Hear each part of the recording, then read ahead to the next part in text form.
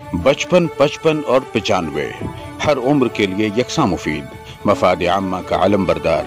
जरूर सब्सक्राइब करें, लाइक करें, शेयर करें और बेल आइकन प्रेस करना न भूलें। Rabbani the scholar YouTube channel. हाज़रीन मजलिस से दरख्वास्त है कि आपके दरमियान अदारे का रजिस्टर मौजूद है। जिन हजरात ने उस पर दस्तखत, नाम, फ़ोन नंबर और दस्तखत नहीं किए, बराए मेहरबानी आप नाम, फ़ोन नंबर और दस्तखत वहाँ कर दें। अगले कलमकार मोहतरम इस्माइल वफ़ा साहब को आवाज़ दे रहा हूँ कि वो आएँ और अपनी तख्लीक पेश करें। अस्सलाम वालेकुम हाज़रीन, ये गैर अफसानवी अदब है और ये एक मज़मून है। दरअसल जो 14 नवंबर को जवाहरलाल नेहरू की सालगिरह है, उस मुनासबत से मैंने इसे पेश करने का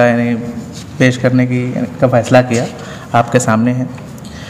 मशहूर मौर्रिख़ ग्रैनविल ऑस्टिन ने किताब Indian constitution cornerstone of a nation में लिखा है कि हिंदुस्तानी आइन की कामयाबी में 3 अवामिल ने अहम रोल अंजाम दिया।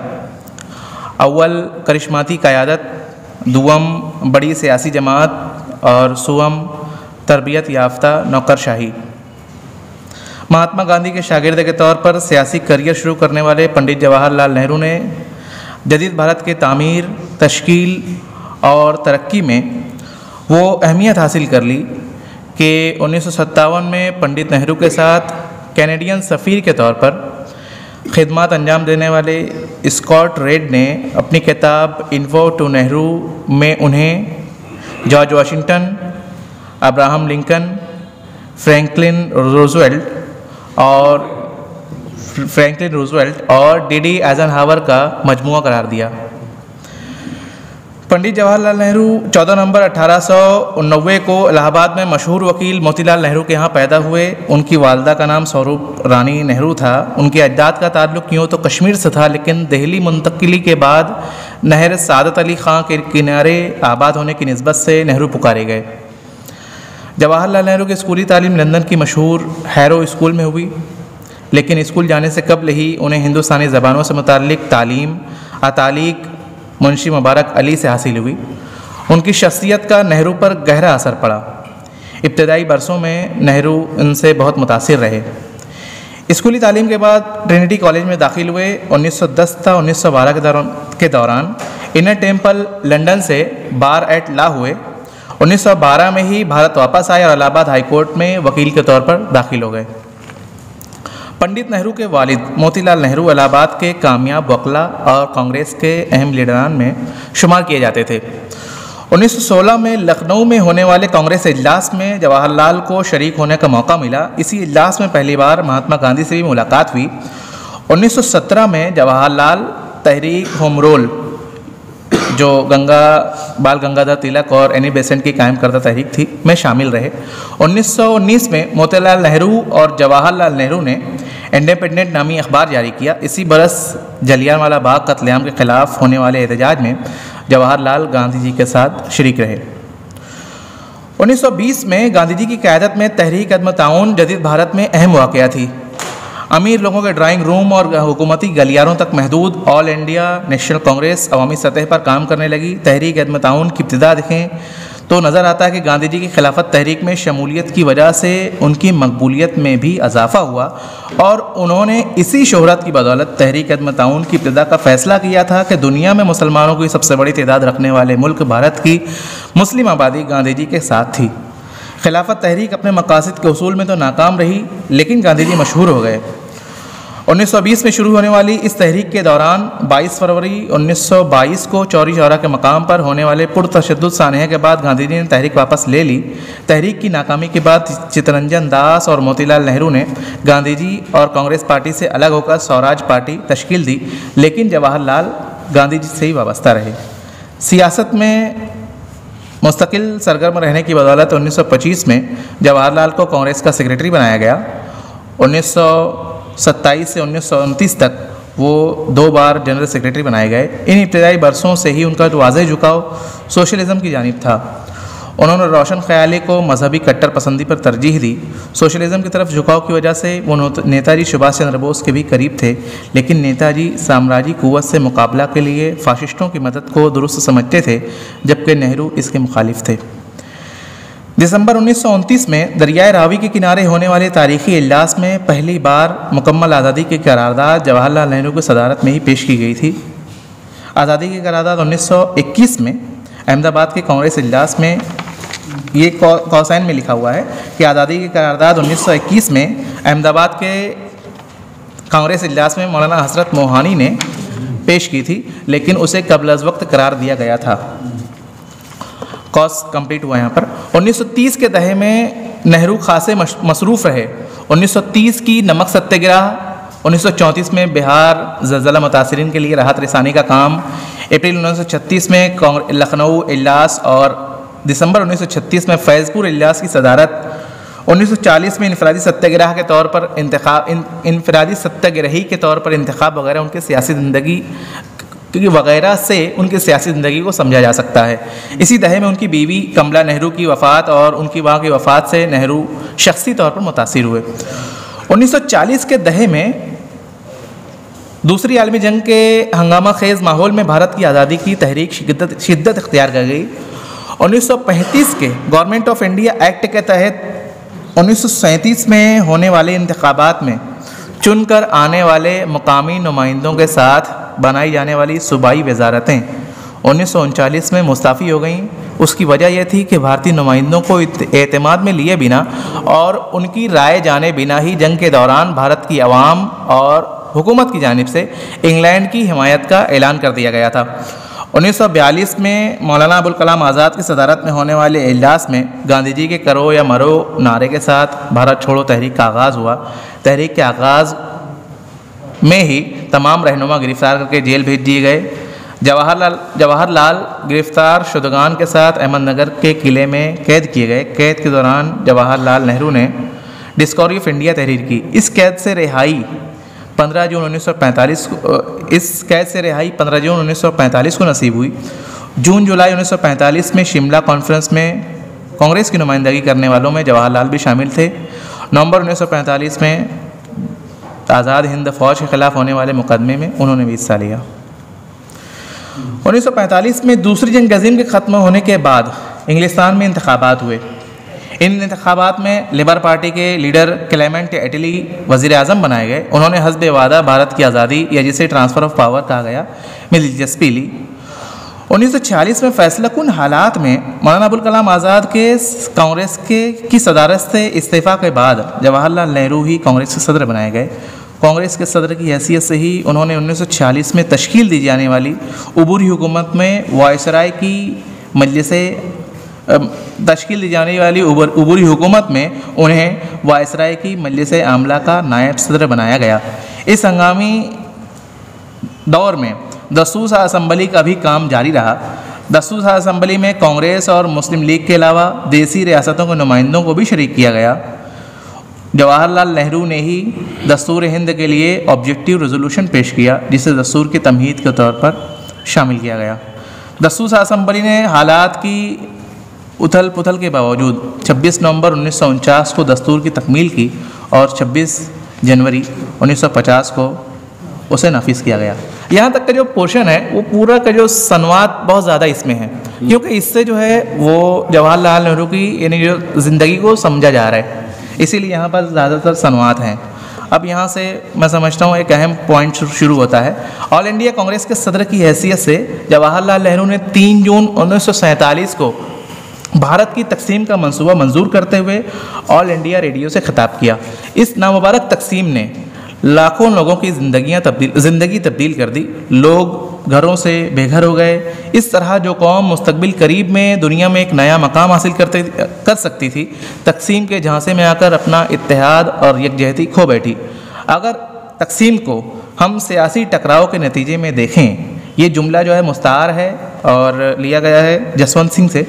अगर तकसीम को हम सियासी टकराव के नतीजे में देखें तो वाज़ेह तौर पर जिन्ना और नेहरू इसके असल मुल्ज़िम हैं। यही वजह है कि नेहरू और पटेल ने जिन्ना को कायल करने की संजीदा कोशिश नहीं की। इसी सिलसिले में MC छागला ने लिखा है कि I myself think that Jinnah never expected that the Congress would accept Pakistan. I also think that if we had held out and refused to surrender on the issue of unity, perhaps India today could be a united country.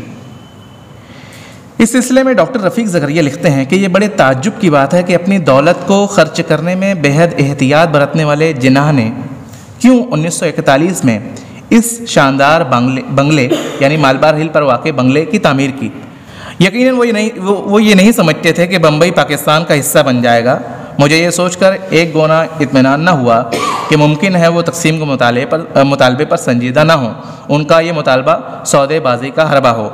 मुझे उम्मीद है कि ऐसा शानदार और आलीशान बंगला जिसको उन्होंने इतने शौक़ से बनवाया था, इस बात की दलालत कर रहा था कि उनके दिल में भी गैर मुनक़सिम हिंदुस्तान की आरज़ू पिन्हा थी। बहरहाल यहाँ ये साजिद रशीद का जुमला है कि पाकिस्तान मोहम्मद अली जिन्नाह की ज़िद, सरदार पटेल के तासुब और पंडित नेहरू के इक़्तिदार की हवस की वजह से मुसलमानों के वतन के नाम पर बना था। 1947 में भारत की आज़ादी के बाद जवाहरलाल नेहरू की खिदमात लायक तहसीन हैं।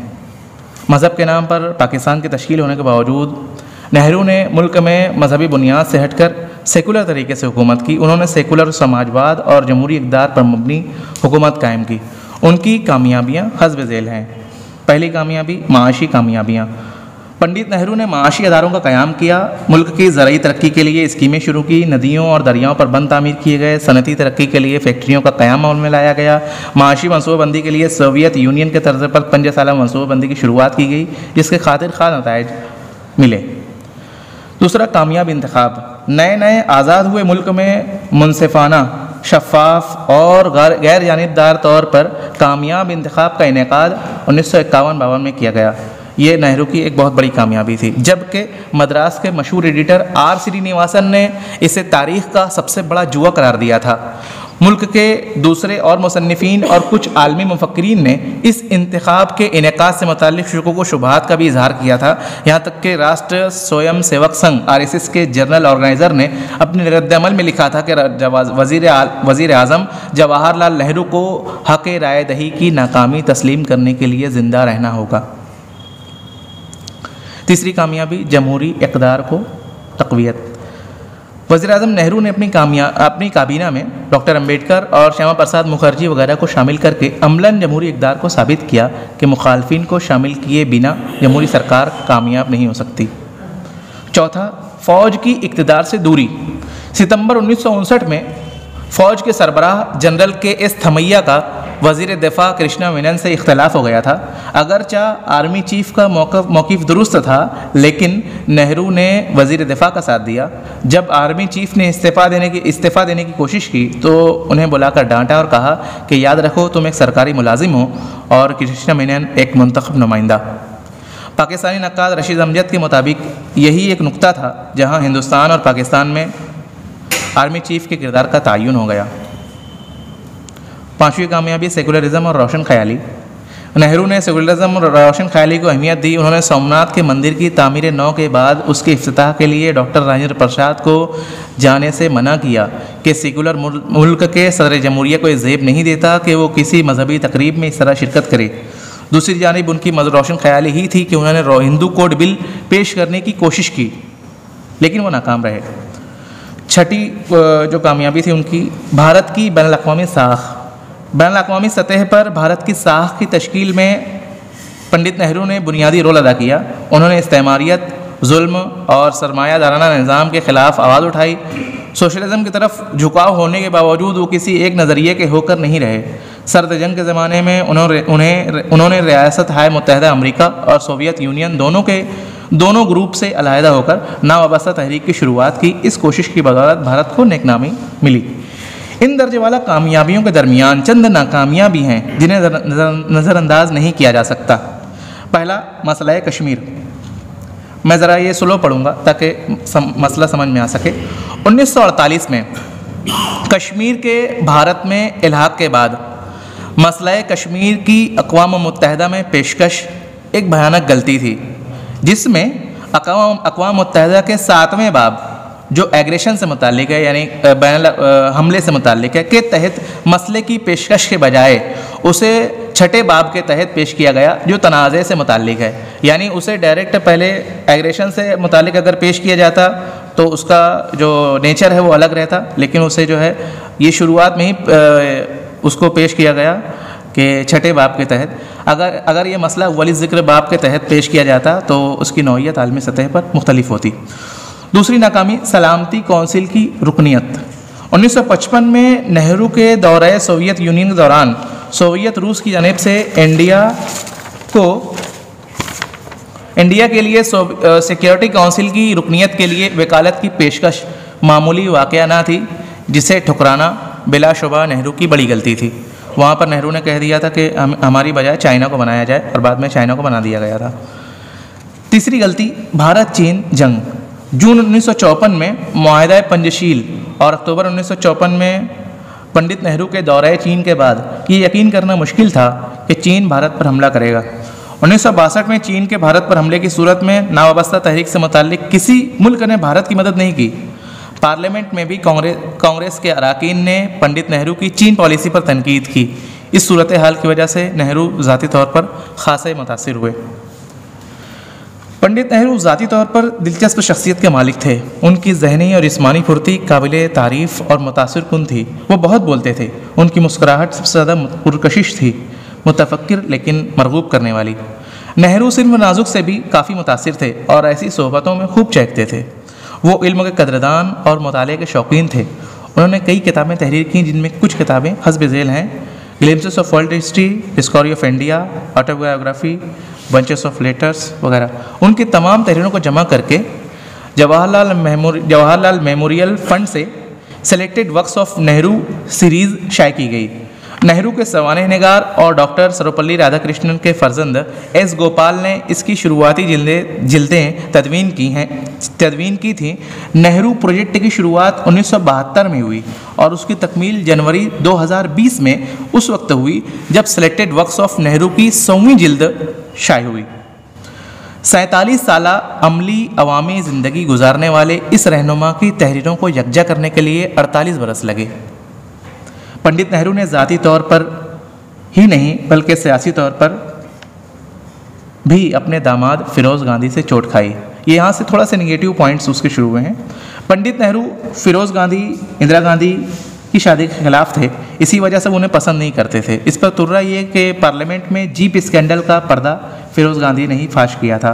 उसके अलावा भी कई मामलात ऐसे हैं कि पंडित नेहरू की साख पर हर्फ आया। इन मामलात को और पंडित नेहरू से जुड़ी तमाम सही गलत मालूमात को उनके सेक्रेटरी एम.ओ. मथाई ने रेमिनिसेंस ऑफ नेहरू एज के नाम से पेश किया था। यही वजह है कि खुशवंत सिंह ने मथाई को नेहरू के इंतकाम का देवता करार दिया। जनवरी 1964 में उड़ीसा भुवनेश्वर में कांग्रेस के सालाना इजलास के दौरान नेहरू को दिल का दौरा पड़ा। उन्हें व्हील चेयर पर दिल्ली लाया गया। 27 मई 1964 को नेहरू इस दुनिया से सुधार गए।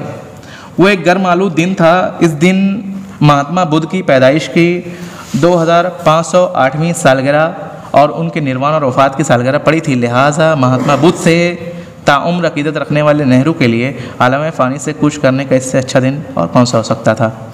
2021 में जब हम आज़ादी की 75वीं सालगिरह मना रहे हैं, अमृत महोत्सव के दौरान पंडित नेहरू को खराज अकीदत पर पेश करना ज़रूरी इसलिए भी है कि उन्होंने इब्तदाई बरसों में आमरीत की बजाय जमहूरियत, अनानियत की बजाय वसीउल कल्बी को तरजीह दी। इख्तलाफ राय को कतअन पसंद न करने के बावजूद काबीना में मुख्तलिफुल ख़याल अफराद को जगह देना वाकई अहम है। नेहरू ने भारत को सेकुलर, समाजवाद, तरक्की की जानिब गामज़िन मुल्क के तौर पर छोड़ा था।